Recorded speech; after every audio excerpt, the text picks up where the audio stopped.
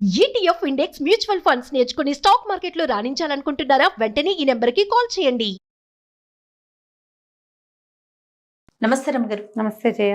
రమగారు, రాజుల కథలు ఎప్పుడో పాతే కాకుండా కొంచెం మన ముందు తరాల రాజుల కథలు అలా ఏమన్నా చెప్పుకుందామండి. పిల్లలకు కూడా కొంచెం ఇంట్రెస్టింగ్ ఉండి మరాఠీ రాజులు ఉంటాయి, చరిత్రలు ఉంటాయి కదా, మరాఠీ రాజులు, రసపుత్రులు, రాజపుత్ర గాథలు, అవును, అవన్నీ చాలా ఉన్నాయి. మొగలాయిలు అంటే మొగలాయిల కథలు కూడా ఉన్నాయి, కానీ మహారాష్ట్రియన్స్ అంటే మనకి శివాజీ, ఛత్రపతి సంభాజీ, తర్వాత ఏమో మహారాణా ప్రతాప్, వాళ్ళిద్దరి కథలు అవి బాగుంటాయి. అయితే ఈ హిస్టరీలో ఉన్న రకరకాల కథలని కొన్ని చందమామ కథల రూపంలో కూడా మనకు కనపడతాయి జయ. రాణా సంఘ్ వాళ్ళందరివి మరి 50లలో వాళ్ళకి తెలిసిన హిస్టరీని రాయబడిన స్టోరీస్ అన్నమాట. దేవరాజు అనే ఆయన ఒక కథ చాలా బాగుంటుంది. ఈయన జైసాల్మీరు రాజుగారి కొడుకట. ఆయన కథ ఒకసారట ఒక యోగి, ఆయన ఆరావళి పర్వతాల్లో ఒక యోగి ఒక ఆయన ఉండేవాడట. ఆయన తపస్సు చేసుకుంటుంటే ఒక 12-13 సంవత్సరాల కుర్రాడు పరిగెత్తుకుంటూ వచ్చాడట. చిన్న పొన్న దెబ్బలు ఉండేవాడు ఒంటి మీద. పరిగెత్తుకుంటూ వచ్చి ఈ యోగి పాదాలు పట్టుకుని, అయ్యా నన్ను రక్షించండి, నేను జైసాల్మీరు రాజుగారు అయిన బీజీరావు గారి కుమారుణ్ణి, దేవరాజు నా పేరు, మా నాన్నని సంహరించి మరి శత్రువులు రాజ్యాన్ని ఆక్రమించారు, నన్ను చంపటానికి వెంబడపడ్డారు, గుర్రం చచ్చిపోయింది, నేను పరిగెత్తుకుంటూ వచ్చాను, నన్ను రక్షించండి అన్నాడు. 12-13 ఏళ్ల పిల్లాడు. రాజపుత్రుల పిల్లలు కొంచెం బలంగా దృఢంగా ఉంటారు. ఆయనకి తెలిసింది రాజుగారి అబ్బాయి తనని శరణొచ్చాడని. ఆయన ఏమన్నట్ట, సరే ఆ ఒంటి మీద బట్టలు విప్పేసి అక్కడున్న అంగవస్త్రం కట్టుకొని ఒక ఉత్తరీయం లాంటిది ఇచ్చారు.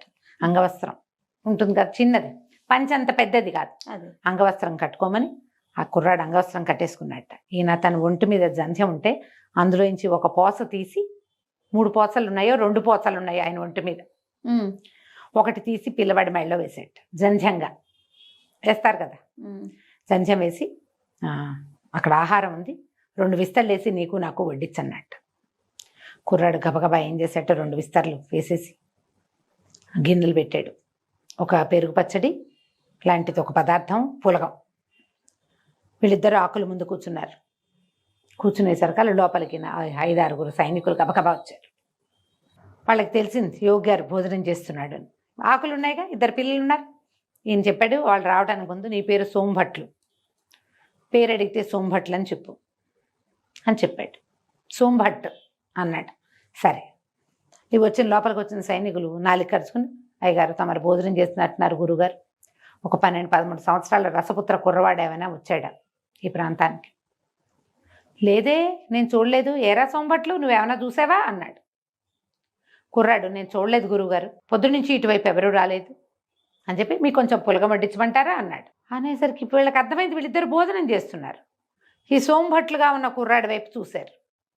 వాడు కొంచెం మటసంగా 12-13 సంవత్సరాల కుర్రాడుగా ఉన్నాడు. ఉపరి వస్త్రం లేదు. రసపుత్రులు ఉపరి వస్త్రాలు లేకుండా ఉండరు. రాజపుత్రులు, రాజ్పుట్స్ పైబట్ట వేసుకుంటారు. బ్రాహ్మణ పిల్లలు అయితే నడువుకు అంగవస్త్రం కట్టుకుని ఒంటి మీద చొక్కా లేకుండా భోజనం చేస్తారు. ఇక్కడ కూర్చున్నవాడు గురువుగారితో పాటు కూర్చున్నాడు. వాడి ఒంటి మీద ఏమో జంధ్యపోగుంది, అంగాస్త్రం కట్టుకున్నాడు, ఉపరి వస్త్రం లేదు, చొక్కా విప్పి తినాలి అన్నం.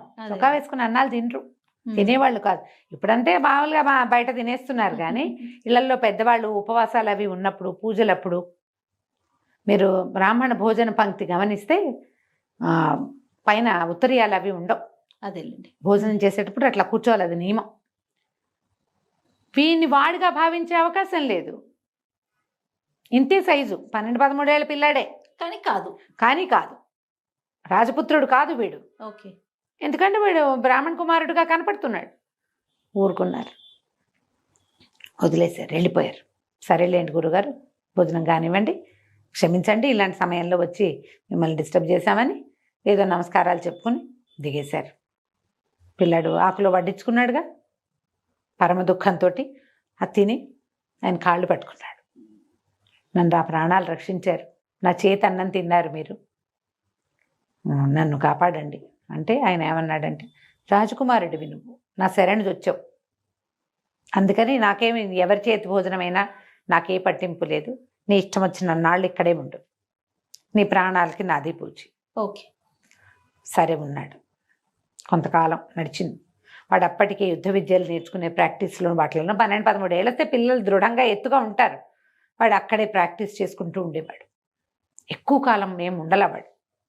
ఒక 16-17 సంవత్సరాలు, ఒక 3-4 ఏళ్ల పాటు అక్కడ ఉన్నాడు. 3 ఏళ్ళు నిండుతుండగా ఇంచుమించుగా గురువుగారికి చెప్పాడు, నేను ఇంకా ఇక్కడే ఉంటే నా రాజ్యం ఏ దిక్కులో ఉందో కూడా నేను మర్చిపోతాను, నాకు ఆజ్ఞ ఇవ్వండి, నేను వెళ్ళొస్తానన్నాడు. ఆయన రాజ్యాభిషేక ప్రాప్తిరస్తు అని దీవించి వెళ్ళరా అన్నాడు. కుర్రాడు అన్నాడు, మీ జ్ఞాపకార్థం ఈ అంగవస్త్రాన్ని నేను తీసుకెళ్తానని అడిగి ఆ రోజు తను కట్టుకున్నటువంటి ఆ వస్త్రాన్ని మడత పెట్టి బ్యాగ్లో పెట్టుకున్నాడు. ఈయన ఏం చేశారంటే, ఉండు 1 నిమిషం నీకు ఒక ఇది ఇస్తానని చెప్పి ఒక వెదురు గొట్టం తీశారు. వెదురు గొట్టంలో బయటికి వెళ్ళి కొన్ని ఆకుల్ని పిండి ఆ రసాన్ని ఇందులో పోసారు. ఈ వెదురు గొట్టంలో పోసి దానికి ఒక మూత బిగించారు. మనం చూస్తాం కదా ప్యాకేజ్ కోసం వాడేవాళ్ళు. పూర్వకాలం ఏం చేసేవాళ్ళు, వెదురుకి 2 కణుపులు ఉంటాయా, ఒక కణుపు దగ్గర నరికితే 2వ కణుపు దాకా హాలో ఉంటుంది లోపల, అందులో ఏదైనా స్టోర్ చేసుకోవచ్చు. ఇప్పుడు కూడా అలాగే చేస్తారు, ఈ పల్లెటూళ్ళల్లో అక్కడ వాడతారు దాన్ని. ఇందులో ఉన్న పసరుతోటి ఇనుము బంగారంగా మారుతుంది, నీకు అవసరమైనప్పుడు మాత్రమే దీన్ని వాడుకో అని చెప్పి ఆ చేతిలో పెట్టాడు. కుర్రాడు పచ్చుకొని వచ్చేసాడు. పట్టుకొచ్చేసాక ఎట్లా వెళ్ళాడు అతను, తన మేనమామ ఇంటిని వెతుక్కుంటూ వెళ్ళాడు పిల్లవాడు. అక్కడ ఇంకొక రాజ్యంలో జైసాల్మీర్కి ఎడం వైపుగా ఉన్నటువంటి ఒక చిన్న రాజ్యం మేనమామది, అక్కడికి వెళ్ళాడు. తన తల్లి అప్పటికే ఈ శత్రువుల బారి నుంచి తప్పించుకుని తన అన్నదమ్ముడి ఇంటికి చేరిపోయింది. కుర్రాడు అక్కడికి చేరలేదని వాళ్ళ శత్రువులు తెలుసుకున్నారు, కానీ అతని మీదకి యుద్ధానికి వెళ్ళే ఉద్దేశం లేదు. ఆవిడ కుమారుడి కోసం వేచి ఉండి అన్న దగ్గరే ఉంది. కొడుకుని చూసి కావలించుకుంది, నాయన వచ్చావురా అని ఉప్పు తీసి దిగదొడిచిపోసి పిల్లాడిని లోపల తీసుకెళ్ళింది. ఆహారం పెట్టింది. ఇన్ని రోజులు అడవిలో గురువుగారి దగ్గర ఏదో వాడే వండుకుంటూ తింటూ ఉన్నాడు. బలవర్తక ఆహారం పెట్టారు. అయితే ఇతను అడిగాడు, మామయ్య నాకు ఏదైనా కొంత స్థలం ఇవ్వు, నేను ఏదైనా చిన్న కోట కట్టుకుంటాను, నాది నేను నా రాజ్యాన్ని సంపాదించుకోవడానికి ప్రయత్నం చేస్తానన్నాడు.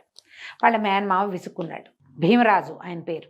ఆయన ఏమన్నాడంటే, స్థలం లేదు గీలం లేదు, నువ్వు ఉన్నావు, నీకు అన్నం పెట్టావు అంతే, నీకు నేనేం చేయలేను, నా వల్ల అవ్వదు, అవంతా నాతోటి కాదు, నువ్వు వచ్చి ఇక్కడ ఉంటానంటే నువ్వు ఉన్ననాళ్ళు తిండి తిండండి నువ్వు మేమ, కానీ నేను స్థలాలు ఇవ్వను అన్నాడు. అంటే ఏమైంది, అంతలో ఏమైంది, ఒక గొడారి వాడు వచ్చాడట. అంటే అదే మన చెప్పులు అవి కుట్టేవాళ్ళు, వాడు ఒక ఎద్దు చర్మాన్ని తీసుకొచ్చి ఇచ్చాడు ఈయనకి.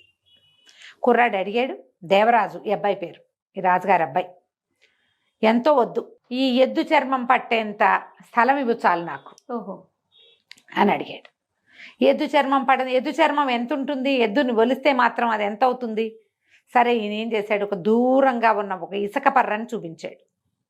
ఆ ఇసుక పర్ర మీద ఈ ఎద్దు చర్మం పట్టేంత స్థలం తీసుకో, ఏం చేసుకుంటావో చేసుకో అన్నాడు. అనేసరికల్లా కుర్రాడు ఎద్దు చర్మం తీసుకున్నాడు చేతితోటి. ఎద్దు చర్మాన్ని కూడా ఇచ్చేశారు, ఇది పట్టాలి కదా అక్కడ.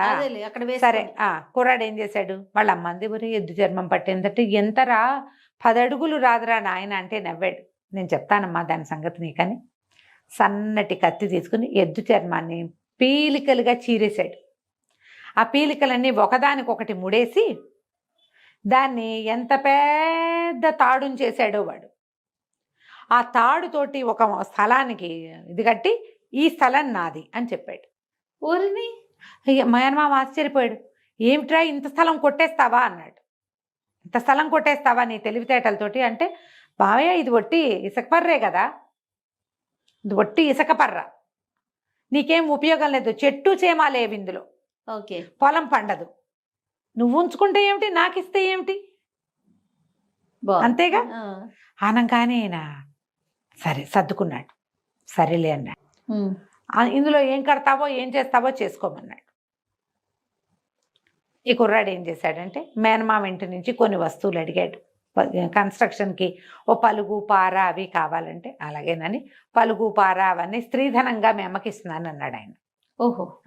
కుర్రాడు ఏం చేశాడు, పలుగు పార కొన్ని పలుగులు అవి పట్టుకుని ఇసుక పర్ర దగ్గరికి వెళ్ళి, గురువుగారు ఇచ్చారు కదా ఒక చిన్న దాంట్లో పసరు, ఆ పసరుని ఆ ఇనప దాని మీద పోస్తే అది బంగారుగా మారింది. పరుసవేది విద్య ఆ గురువుకి అది ఉన్నది.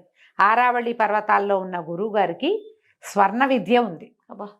ఆయన ఈ రాజపుత్రపు కుర్రవాడు తన దగ్గర 4 సంవత్సరాలు తలదాచుకున్న వాడికి తన విద్యలో ఒక అవకాశాన్ని ఇచ్చాడు. వీళ్ళ ఈ ఇనప వాటిని బంగారంగా మార్చి, బంగారాన్ని డబ్బుగా మార్చి అక్కడ ఒక పెద్ద కోట కట్టడం మొదలుపెట్టాడు. కోట మొత్తం తయారైంది. మరి డబ్బులు ఎంతమందినో తీసుకొచ్చాడు. వాళ్ళ వీర చాలామంది అయ్యారు. ఆ వచ్చిన వాళ్ళందరూ చక్కగా ఇక్కడ ఉంటూ మరి అందరికీ డబ్బులు ముడుతున్నాయి. బంగారం వీటి దగ్గర ఉన్నదే గోల్డ్. ఇక కోట తయారైంది. ఈ భీమరాజుకి చుట్టాలు పక్కాలు వచ్చి అబ్బా మామయ్య కోట కంటే మేనల్లుడి కోటే పెద్దదిగా అండ మొదలు పెట్టారు. ఓకే. ఆ కోట కొట్టేయాలి. ఆయన ఏం చేశాడు, సైనికులను తీసుకుని బయలుదేరాడు కోట మీద జమాయించడానికి.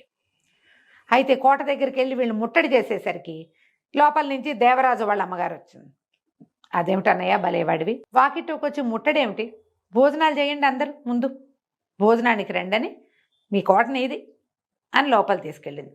కుర్రాడు అన్నాడు దేవరాజు, మావయ్య నీ స్థలంలో కట్టాను, నా డబ్బు అయితే నీ డబ్బు కాదా, నీ స్థలం నాదైంది, నా డబ్బు నీ డబ్బులు కావు, ఓహో నీదే డబ్బు, శుభ్రంగా భోజనం చేయండి అని అందరికీ భోజనాలు, షడ్రసోపేతమైన అద్భుతమైన భోజనం పెట్టాడు. యుద్ధం కోసం వచ్చిన సైనికులందరికీ భోజనం పెట్టారు. అందరూ భోజనాలు అయిపోయాక ఎవరి పై వస్త్రాలు వాళ్ళు భుజాల మీద వేసుకునే ఉంటాయి, అవి తీసుకోవడానికి వస్తే అందరికీ కొత్త బట్టలు పెట్టున్నాయి. అక్కడ ఆ బట్టలు తీయబోతుంటే వస్త్రం ఎంత బరువు ఉంటుంది, అన్ని బరువుగా ఉన్నాయి. ఏమిటి బరువుగా ఉన్నాయి అంటే ప్రతి వస్త్రానికి చెంగున 100 నాణేలు, బంగారు నాణేలు మూటగట్టున్నాయి. వాళ్ళు ఆశ్చర్యపోయారు, ఇదేమిటి ఇంత డబ్బు ఇస్తారంటే, మీకే రేపు మనం జైసాల్మీర్ మీద యుద్ధానికి వెళ్ళబోతున్నాం, దానికి మీకు జీతం ఇచ్చానన్నాడు. వీళ్ళు తెల్లబోయారు, మాకు 10 నాణేలే మా జీతం, నువ్వు 100 నాణేలు ఇచ్చావు, ఇవాళ నుంచి మీ జీతం పెరిగింది, మీరు భీమరాజు దగ్గర సైనికులు కాదు, జైసాల్మీర్ మీదకి యుద్ధానికి వెళ్ళబోయే సైనికులు, మీకు జీతం దానికి తగినట్టు ఉండదు, జైసాల్మీర్ మన వశమైతే కోట్లు ఉన్నాయి మనకు అక్కడ అన్నాడు. మొత్తం సైనికులంతా దేవరాజు అయిపోయారు. ఎప్పుడైతే సైనికులు మేము యుద్ధం చేయము నీతోటి, మేము దేవరాజు దగ్గర ఉంటాం అనగానే భీమరాజా అందరినీ పొట్లాడాడు, దుర్మార్గులారా ఇంత పని చేస్తారా, నన్ను మోసం చేస్తారా అంటే సైనికులు తిరుగుబాటు చేశారు అతని మీద. మోసం నీదా మాదే, నువ్వు ఎద్దు చర్మానికి సరిపడా ఇదని ఒక ఇసుక పర్రనిచ్చావు బాలుడికి, 18 సంవత్సరాల కుర్రవాడికి నువ్వు ఇచ్చింది ఒట్టి స్థలం, నువ్వు ₹1 ఇవ్వల. మీ ఇంట్లో ఉన్న నాళ్లే పెట్టేవన్నాం. ఆ తర్వాత కష్టపడి కుర్రాడు దగ్గరుండి తల్లి కొడుకు కోటను కట్టించారు. అతని కోటను చేయించడానికి బయలుదేరింది నీది మోసమా మాదే మోసం? మేము సైనికులం ఎక్కడైనా సరే ఒళ్ళమ్ముకునే వాళ్ళమే, నీకమ్మే బదులు వాడికి అమ్ముతావు, కానీ నువ్వు చేసిన పని ఏమిటి అనగానే ఇంకేం చేస్తాడు, తిరుగుబాటు. నోరు మూసుకుని ఆయన ఇంటికి వెళ్ళిపోయాడు. దేవరాజు మొత్తం ఆ ఊళ్ళో ఉన్న ప్రతి సైనికుడిని కొన్నాడు. అందరూ కలిసి జైసాల్మీర్ మీద యుద్ధానికి వెళ్ళారు. మరి ₹10 జీతం నుంచి ₹100 జీతానికి పెంచిన వాడి పట్ల ఎలాంటి కృతజ్ఞత ఉంటుంది? ప్రతివాడు తన కొడుకుని, చుట్టాన్ని, బావమరిని అందరినీ సైన్యంలోకి దింపారు. ఈ ఊరంతా వెళ్ళి జైసాల్మీర్ మీద పడింది. కుర్రాడు కత్తి పట్టగలిగిన ప్రతి రాజపుత్ర కుర్రాడు వెళ్ళిపోయాడు యుద్ధానికి. వెళ్ళేసరికి జైసాల్మీర్ కోట వీళ్ళకి వశమైంది. ఈయన రాజ్యాభిషేకానికి వెళ్తున్నాడట. వెళ్తుంటే ఒక పాత అంగవస్త్రం ఉంది అతని భుజం మీద. అందరు అడిగారు, ఇదేమిటి, ఇదేదో వస్త్రం వేసుకున్నామంటే, ఇది నా ప్రాణం కాపాడింది ఈ అంగవస్త్రం, ఇది నాతోటే ఉంటుంది అని చెప్పాడు. ఆ తర్వాతట ఎప్పుడు ఎవరు రాజ్యాభిషేకం చేసుకున్నా అంగవస్త్రాన్ని భుజం మీద వేసుకోవటం ఆ రాజ్యపు ఆచారంగా మారిందట. ఈ వస్త్రం ఇతని దగ్గరే ఉంది. తర్వాత అందరూ కూడా ఆయన భుజం మీద అంగవస్త్రం వేసుకునేవాడు, మనం కూడా వేసుకోవాలని ఇంకా అదే మొదలు పెట్టారట. ఇది చందమామలో వచ్చిన కథ, 50s రాయబడింది. చరిత్ర నుంచి తీసుకున్న విషయాన్ని కథలోకి కొంచెం బాగా నచ్చినట్టున్నారు. కంచికి మనం ఇంటికి. నమస్తే రమ్మ గారు. నమస్తే.